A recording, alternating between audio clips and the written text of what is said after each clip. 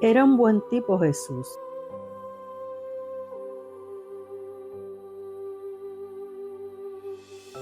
Lo mataron por bocón y presumido, o para decirlo en palabras tiernas, por bonachón y confiado. Si no llega a explayarse con el sicario sobre sus planes para tomar el templo de Jerusalén, habría vivido más tiempo. Probablemente se le fue la lengua porque bebió demasiado vino esa noche. Lo cierto es que Judas era agente de Caifás, y él lo sabía porque Simón se lo había confirmado, pero creyó que podía más su amistad. Eso fue lo que lo jodió. Era un buen tipo Jesús. Judas, Simón y él se conocían en sus tiempos de celotes. Estuvieron juntos por muchos años en el clandestinaje, y aunque Jesús nunca mató ni una mosca, sabía que Judas era experto en el uso de la daga corta, la sica. Había tumbado a unos cuantos romanos y a alguno que otro judío colaboracionista del imperio. Eso lo supo después. Jesús era otra cosa. Desde los 12 años se había distinguido por su inteligencia, su oratoria y sobre todo su carisma. Tenía más labia y argumentos que los predicadores ancianos. Conocía al dedillo la historia de su pueblo y su religión, y sabía transmitirla con convicción. Eso era muy importante para los movimientos separatistas que necesitaban conquistar a los judíos por medio de la religión para que se rebelaran contra el imperio romano. Jesús tenía lo que llamamos ángel, y era un excelente comunicador que seducía con su discurso al más cínico. Por eso se le reconocía como líder y le adjudicaron muy pronto el título de maestro, aun siendo más joven que el resto del liderato de los celotes que lo reclutaron y con cuyo patriotismo demasiado ardiente tenía serios problemas. La diferencia en estilo lo llevaría tarde o temprano a abandonarlos. Se había unido a ese movimiento político nacionalista por su tirria contra el Imperio Romano y el gobernante vasallo del imperio que era Herodes el Grande, hijo del otro Herodes que había hecho que la familia de Chu se exiliara en Egipto cuando él era bebé y no regresaran a Nazaret hasta que el granuja murió.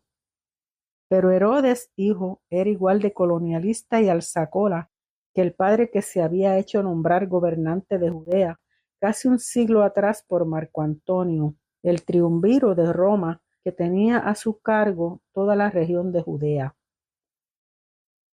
Por otro lado estaban los fariseos y los saduceos, la crema innata de los judíos que eran más pitirromanos que el mismo Herodes, porque lo único que les interesaba eran sus chavos y sus privilegios. Jesús los despreciaba igual que Herodes, por eso se unió a los celotes y desapareció del ojo público por 15 años. Todo lo que habría de escribirse sobre él tendría este agujero negro de su vida entre la adolescencia y su reaparición como lo que llegó a ser más tarde. No era feliz Jesús en el clandestinaje donde los celotes lo mantenían al margen de la acción porque reconocían que el joven no aprobaría lo que hacían en las calles.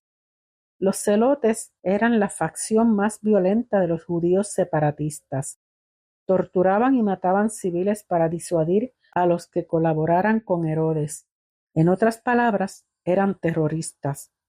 Jesús, joven sin calle, aislado y ocupado en aprender y enseñar, tardó en sospechar la verdadera naturaleza del movimiento. Cuando lo hizo y lo confirmó, se rajó y chilló las sandalias. Él era pacifista. Creía firmemente en que ganarían la lucha contra los romanos por la vía pacífica de la resistencia. Su mamá le había inculcado demasiado profundo que la ley del talión era lo que había dañado el mundo que conocían y amenazaba con dejar a todos mudos, mancos y ciegos.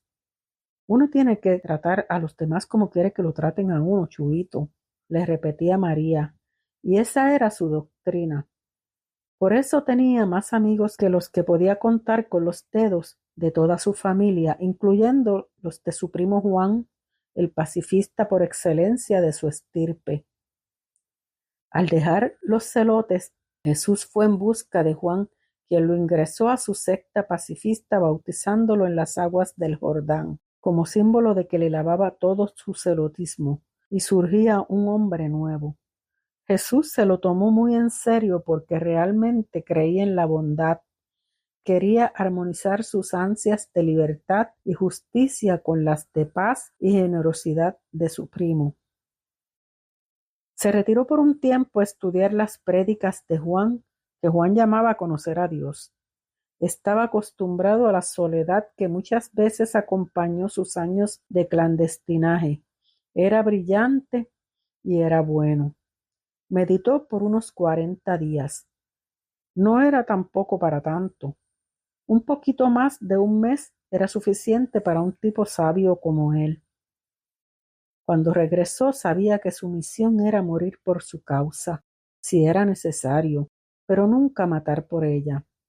A Juan le dijo que conoció a Dios, por supuesto, cosa que Juan puso en duda un poquito porque su primito seguía siendo un tarambana. Su Dios no estaba reñido con su personalidad alegre y dicharachera. La combinación era explosiva. Jesús hablaba y convencía al más lindo con su palabra precisa y su personalidad avasalladora. Había que salir del coloniaje y la opresión, pero con la frente en alto, agradando a un Dios bondadoso que les ayudaría siempre y cuando probaran ser gente buena y digna de un mejor futuro. El Dios de ellos no podía ser como los dioses de los romanos, y ellos no podían ser como sus opresores, porque entonces cuando ganaran se oprimirían entre ellos mismos por pura costumbre.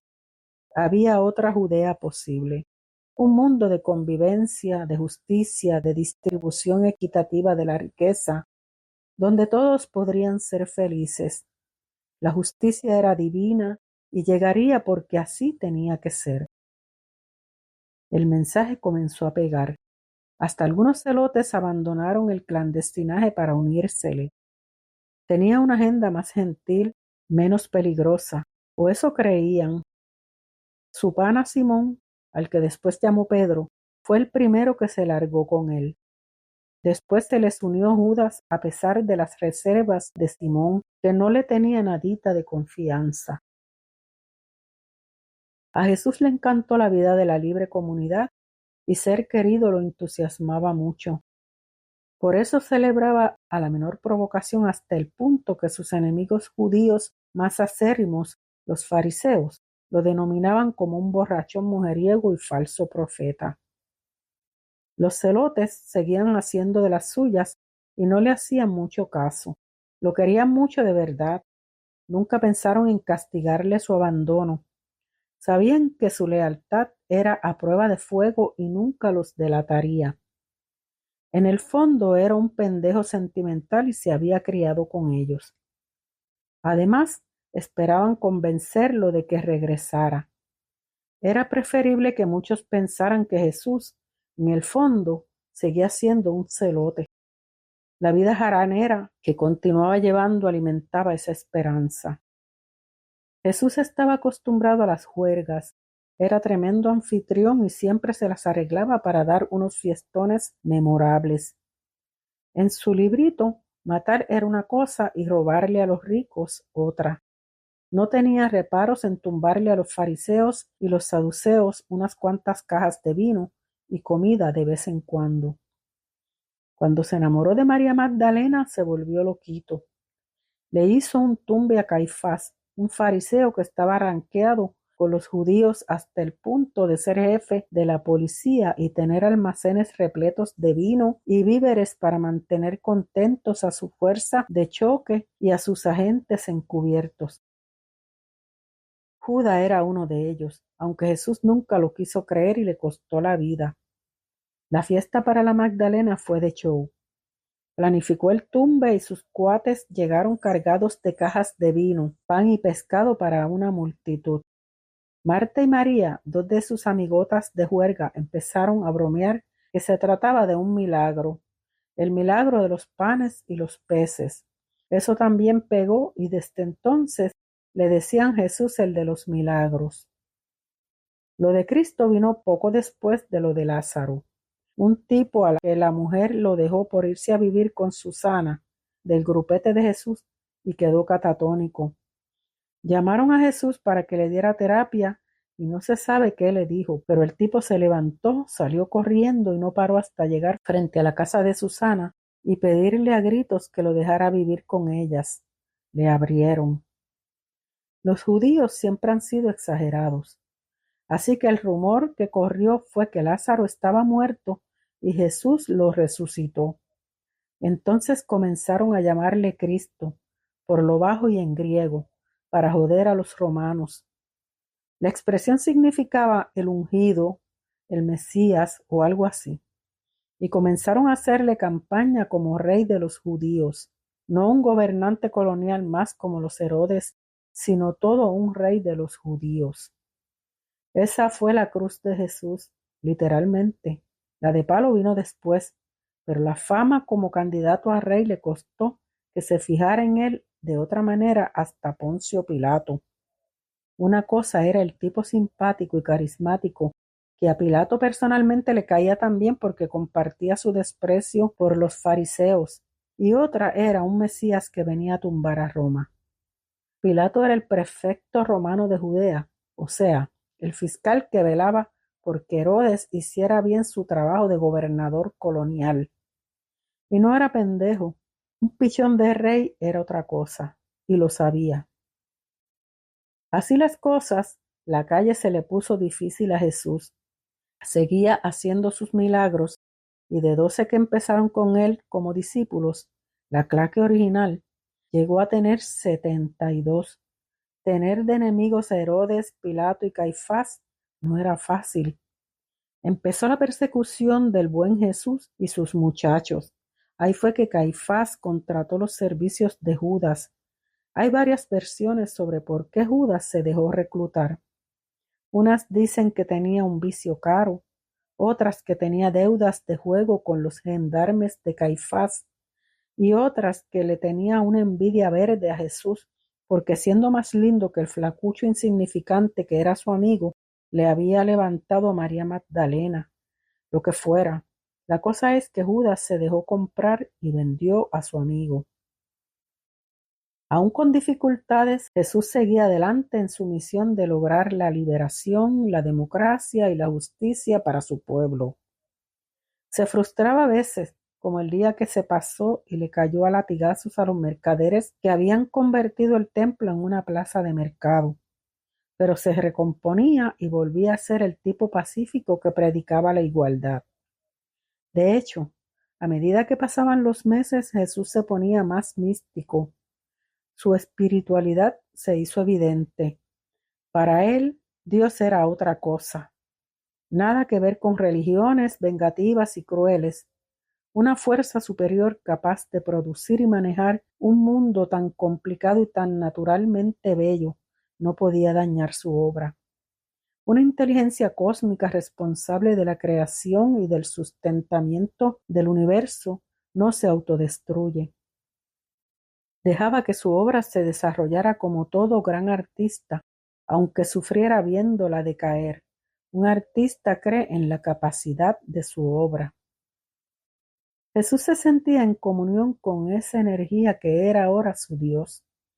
Mientras más lo pensaba, más fuerte se hacía anímicamente.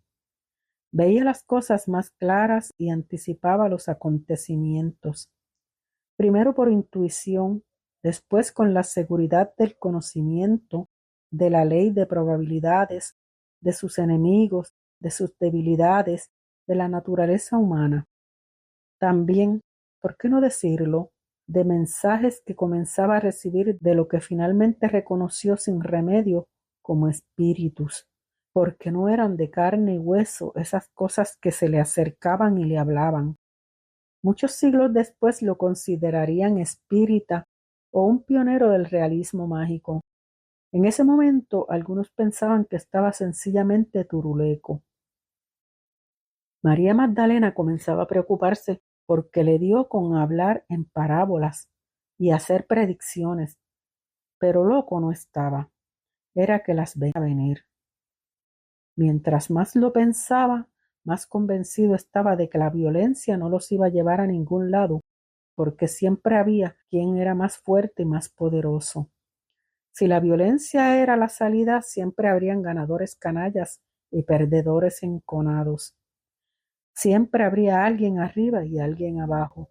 Había que convencer a todos de que lo único que hay que hacer en la vida es tratar a los demás como quieres que te traten a ti. Esa es la regla de oro. Comenzó a predicar y vivir por esa regla y a tratar de que entendieran que esa era la verdadera regla del Dios que él había descubierto. Nada fácil de explicar. Eso lo llevó a las parábolas para hacerse entender mejor cada vez que se enfrentaba a una situación de intolerancia y discrimen, como lo que le pasó con la misma María Magdalena, a quien querían que dejara por puta.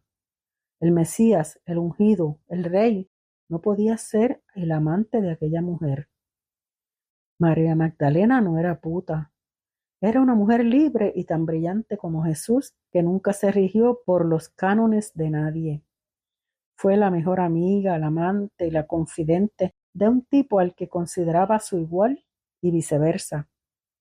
Pero esa igualdad no la entendía mucha gente, así que la consideraban una insolente pecadora.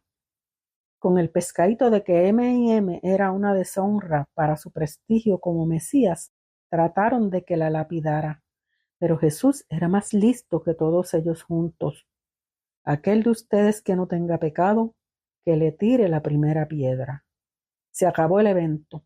Siguió con María Magdalena hasta su muerte, que se acercaba más rápido de lo que pensaba.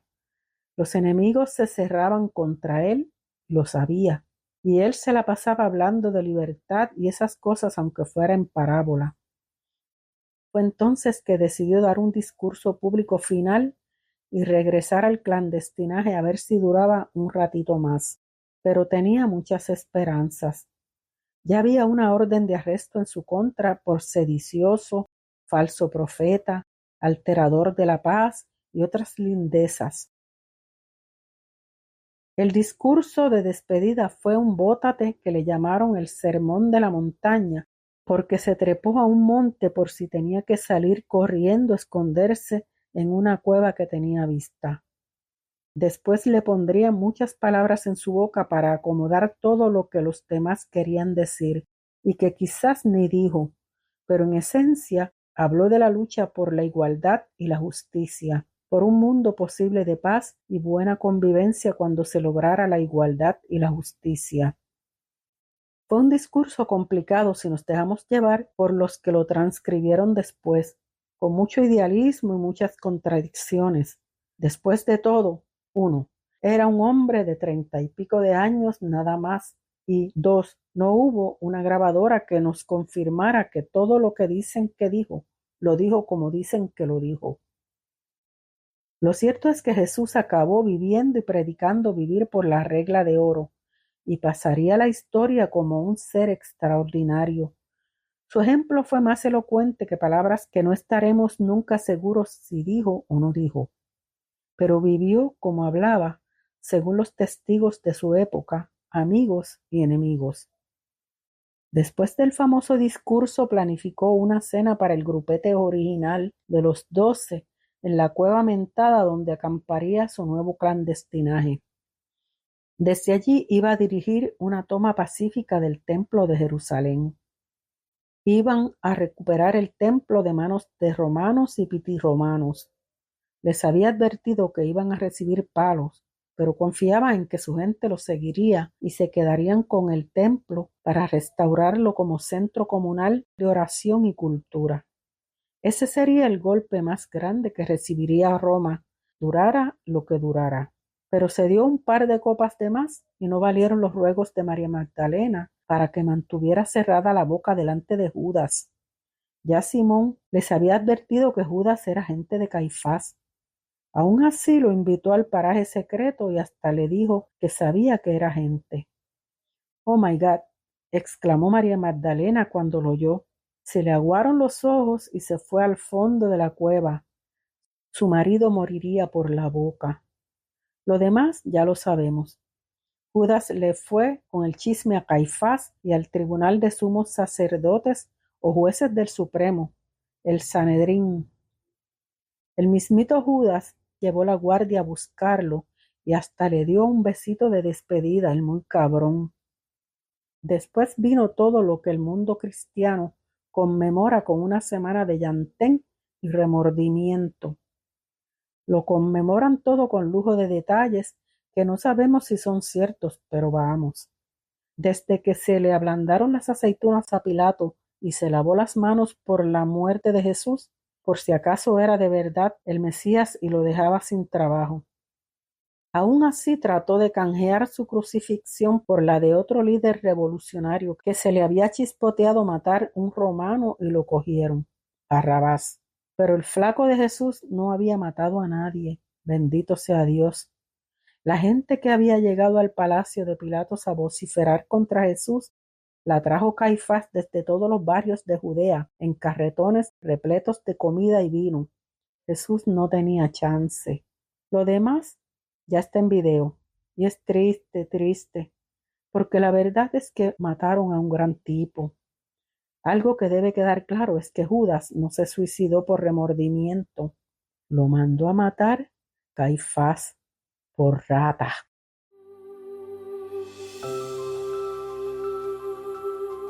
Wilda Rodríguez, periodista puertorriqueña, conocida por sus pares como la decana del periodismo puertorriqueño, presidió la Asociación de Periodistas de Puerto Rico. Libretista, productora y conductora de programas de radio y televisión. Comentarista política. Escritora de artículos en diversos periódicos y revistas. Narradora y chef. Publicó en 2012 Que nos vaya bonito 2009 a 2012. 4 años de comentarios hacia las elecciones de 2012. En 2016 da a la luz pública, 1 de julio de 2016, la Junta de Control Fiscal y la Colonia.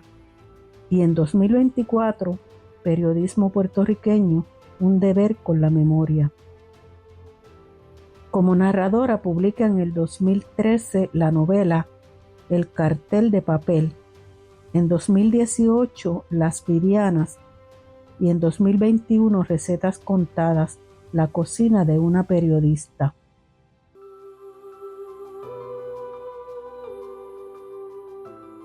Hasta aquí la lectura del día de hoy. Espero la hayas disfrutado y si es así, regálame un comentario, un me gusta y suscríbete para que seamos más en este espacio de nuevos encuentros y así podamos llegar con nuestras narraciones a más personas. No olvides activar la campanita para que te lleguen avisos de nuevas publicaciones de Te Leo. Hasta la próxima.